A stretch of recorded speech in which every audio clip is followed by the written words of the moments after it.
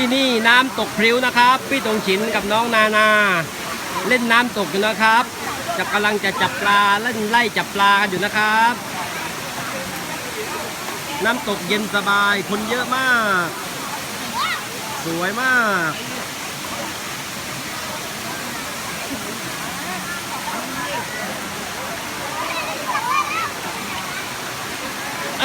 นั่นเลยต้องแบบนั้นแหละ